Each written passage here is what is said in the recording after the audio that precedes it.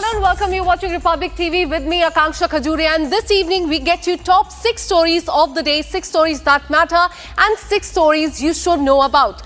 First up, after beheading call that was given by the TMC MP, now another acid attack threat has been given by the TMC leader to the BJP leader, and there's a massive uproar over that. Next, BJP has questioned Rahul Gandhi's sudden vacation to Malaysia amid the high-octane campaigning for the state assembly elections in Bihar. And then to UP, where a probe has been ordered into Abdullah Residency, a township which has banned the entry of Hindus. And then to the flood-hit area of Punjab, where Prime Minister will be visiting in the next 2 days. Relief package could be announced there. And then to the United States, where the trade advisor Peter Navarro has been triggered after getting fact-checked on social media for his remarks regarding the purchase of Russian oil by India. And lastly, the largest ever attack by Russia on Ukraine. More than 800 drones have been fired. Government buildings have been hit. 1-year-old child has lost his life. These are the top 6 stories that we're tracking for you this evening. Let's get started. After the heading call that was given to Union Home Minister Amit Shah by TMC MP Mahua Moitra, another TMC leader, Abdur Rahim Bakshi, has threatened a BJP MLA with an acid attack. He said, and I quote, "If I hear from you again that Bengalis are Bangladeshis, I will burn your voice to ashes with the acid inside your mouth." And BJP has hit back, calling out TMC for the open threats. Watch this. First came the call for beheading, and now an acid attack. TMC MLA has stoked a massive controversy with a hate-filled rant, threatening to pour acid into the mouth of a BJP MLA.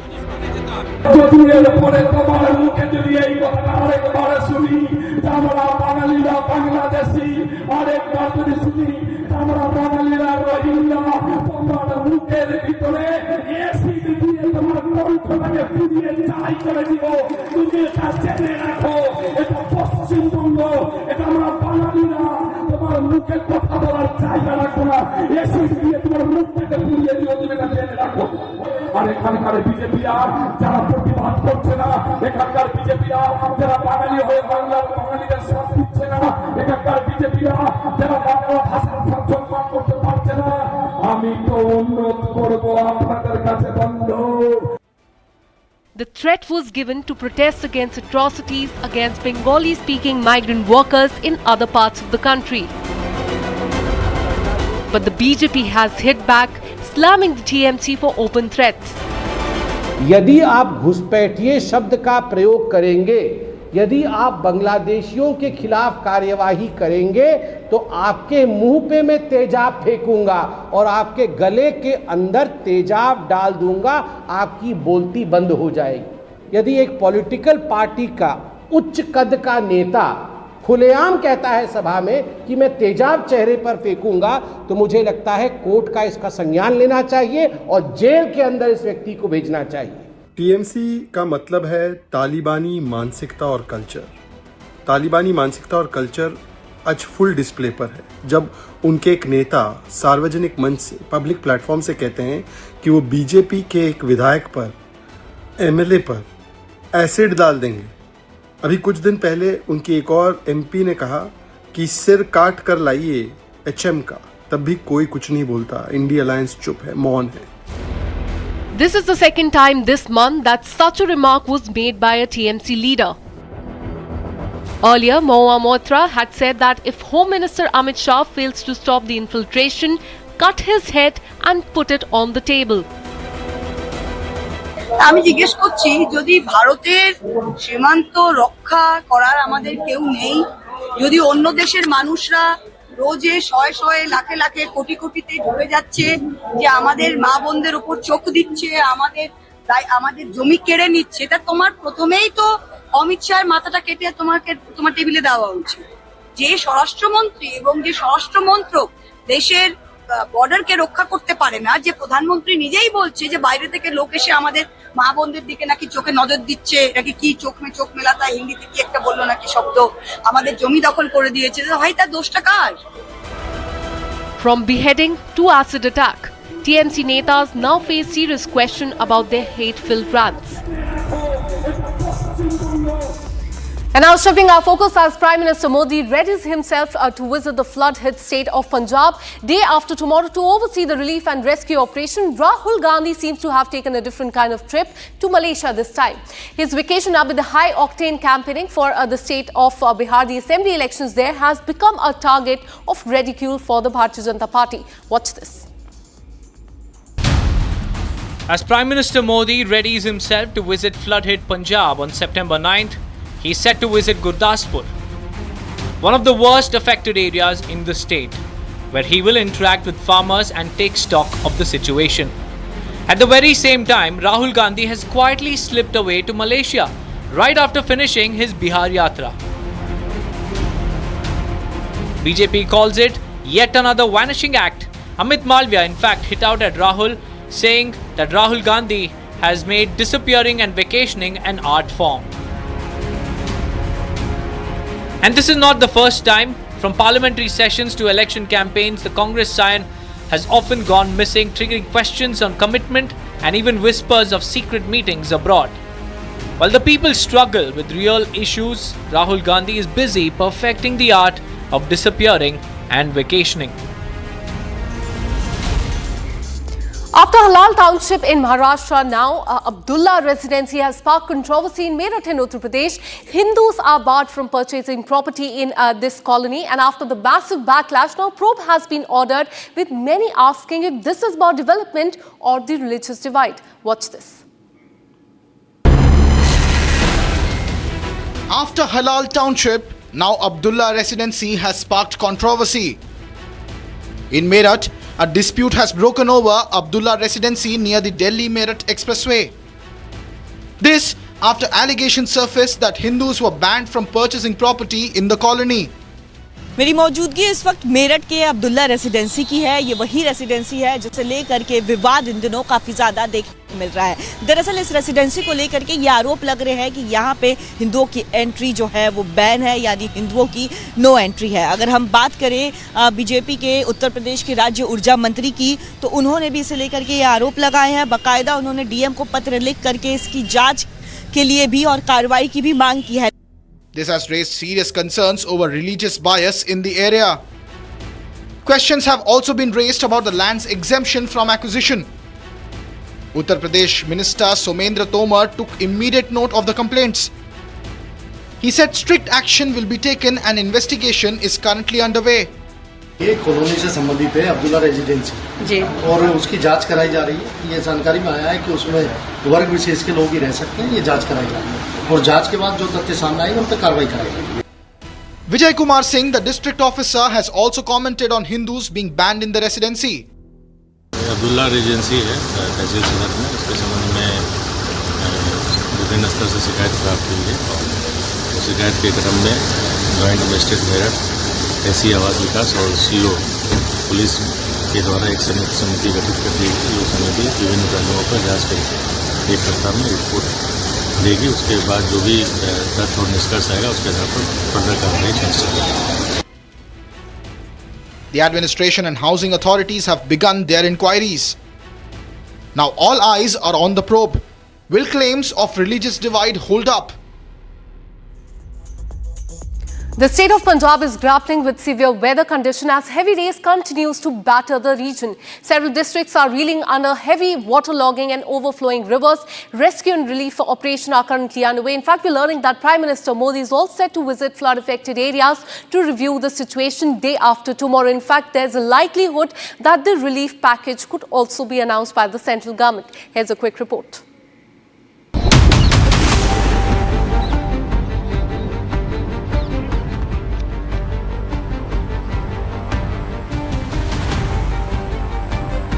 "46 killed, millions of families displaced.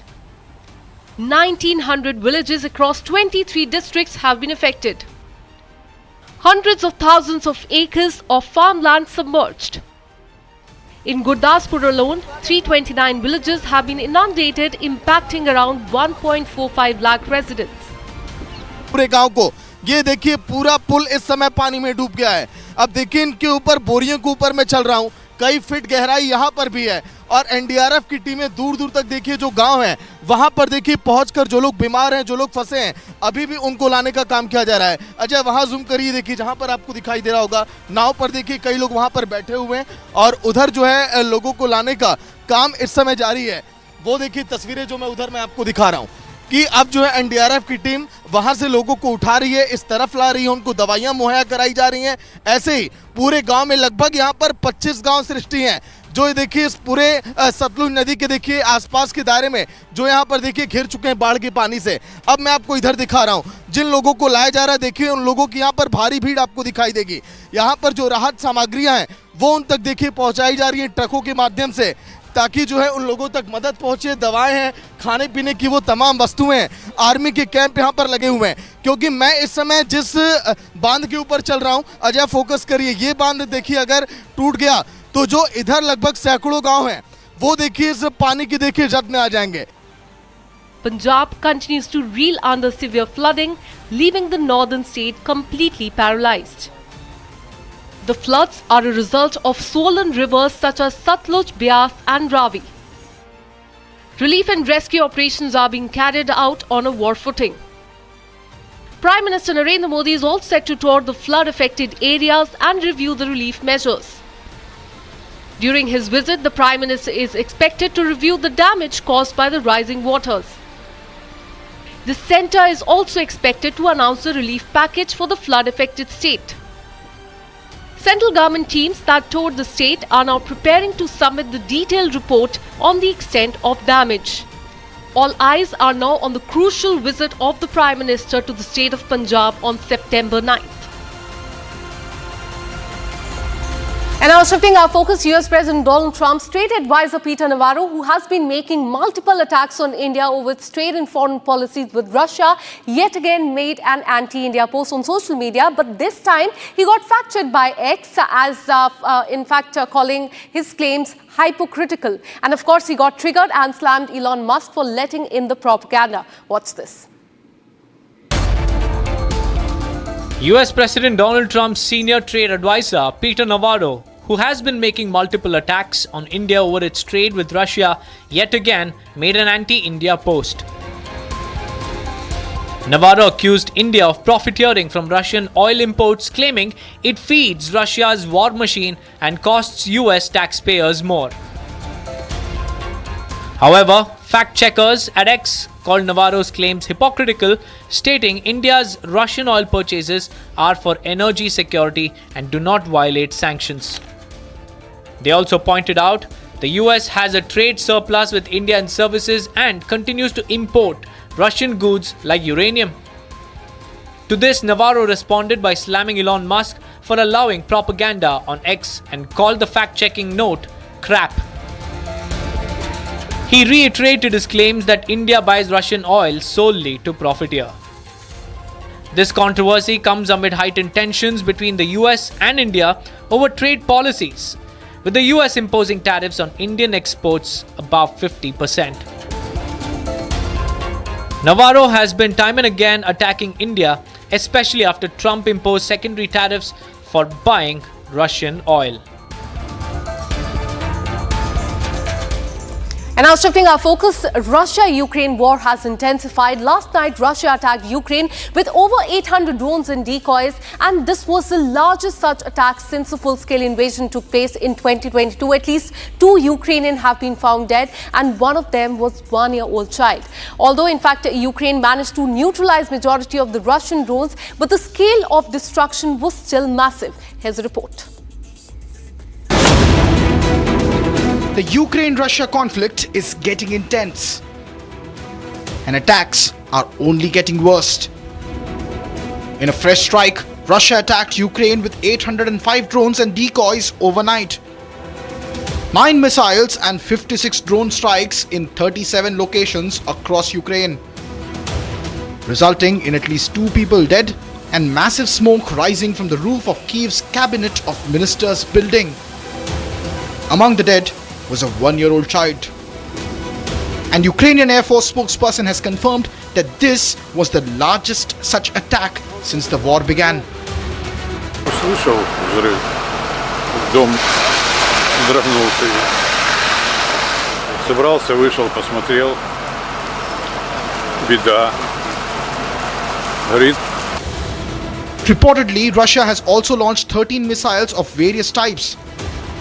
In response, Ukrainian army shot down and neutralized more than 700 drones and 4 missiles. Russia had so far avoided targeting government buildings in the city center. With peace talks progressing and world leaders getting involved to break out a peace agreement, this attack will only make things worse on the path of achieving peace. And with this, we're taking a very short break. We'll be right back with the exclusive interview of Arnab Goswami with the Finance Minister Nirmala Sitharaman. Keep watching Republic TV.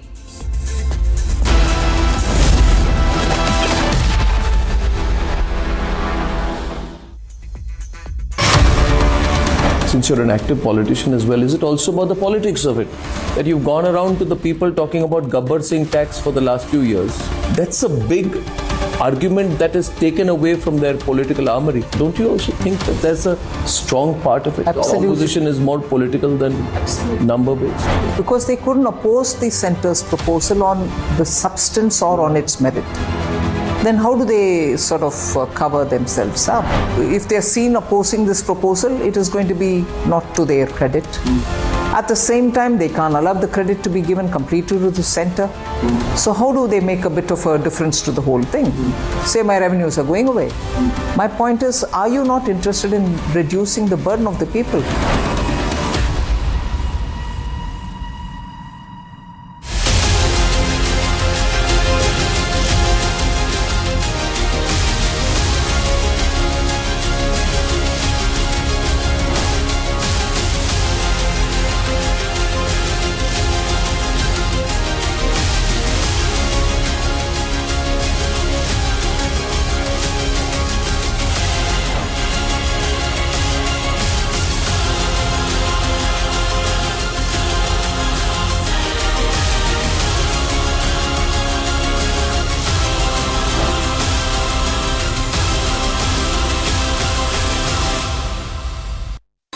This week on Get Me Right, is the India-United States relationship on the rocks and beyond remedy? Or is there hope that it could still be redeemed? Also, the post-Article 370 Naya Kashmir is taking strong strides in busting the long-held myths of Pakistan and their allies in India, the Tukre gang. A report debunks the unmarked graves theory. This weekend, Saturday and Sunday, only on Republic TV.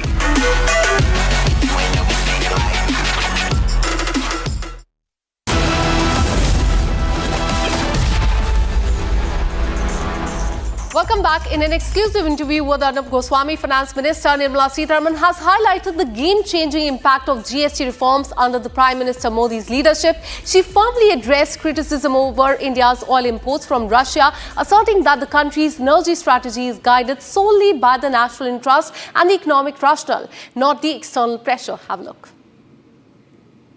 Ma'am, you have kept your head down and worked very hard to support the Prime Minister's vision of an independent foreign policy with a calm handling of the financial situation during COVID. We had a wonderful conversation here at that time where you explained to us the need to maintain our economic sovereignty through unique trade agreements, including buying oil with Russia.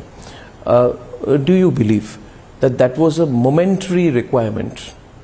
I'm only asking this in the context that critics like the US point out that India did not buy so much Russian oil earlier. They bought it of late, indicating that we can live without that Russian oil, and we are doing it more as our own tactic, more part of our foreign policy than our economic need. They've used words like laundromat. I would like your take on the Russia oil import. I know the foreign minister has commented on it, but it's a matter that concerns your ministry as well greatly. Do you believe it's necessary? And is it an economic decision or a diplomatic decision? Arnab, I'm surprised you're asking this question this way. Economic or diplomatic decisions are for the country to take. Where I purchase anything, oil or anything else, from is my decision. Where I purchase from is my decision, is our country's decision, Yes. our leadership's decision. And those decisions are not taken if it's going to hurt our economy. If buying oil from A instead of B is going to be cost ineffective, meaning if I buy from A instead of B and I end up paying more for that, it's not good for my economy. Instead, buying from B makes me save some money because it is affordable, it is less expensive than buying it from A. I will have to decide. That's a decision of my country. It can't be that somebody else would tell me, don't buy from A or B, buy from C. It's my decision making in the interest of my country's economy, in the interest of my country's diplomacy, and moreover, it's not done in stealth. No. Everybody knew about it. And the products after refining from this crude have been purchased by everybody. Including Ukraine, including Europe. And therefore, I feel it's a sad day that we are being singled out on that. And Finance Minister Nirmala Sitharaman, in an exclusive interview with Arnab Goswami, strongly criticized Congress leader Rahul Gandhi's dead economy remark. Listen in. In the same vein, another question would be that this is what some people in the opposition say. And I find it striking, the similarity between what some of them are saying. Like, you know what Rahul Gandhi said? He said the economy that you have run so magnificently is dead. Did that, by the way? What was your response that day? I felt hurt. I felt very bad. Not personally. I guess as a leader of the opposition and the party behind him, his party, would have an assessment on the Indian economy. Yes. They have very experienced people with them. They have advisors, political, economic advisors, everybody. You charge the government of the day with your assessment. Based on your assessment, I am quite happy to hear it. My duty to respond, I will respond. But you borrow the words unthinkingly of somebody who's commented, thinkingly or unthinkingly, I don't know. However eminent that person may be, why do you blindly borrow opinions without matching it, aligning it with your assessment of our economy? Tell me, pray, is Indian economy dead? For the last 5 years, we are the fastest growing. Sooner we will be the third largest. Every state is growing. Some of the states are setting target for themselves, 1 trillion from our state within 1 year. There are some other states saying may not be 1 trillion, but for my size, for the size of my state, this much. There's a healthy, positive competition. These are not possible in a dead economy. I don't need somebody else from outside the country to say or not say. But would you not praise, save based on your own assessment? That is what I feel made me disappointed. How could some party which is sitting in the opposition in the parliament end up repeating or parroting the words uttered by somebody else? Don't you have your own assessment of our economy?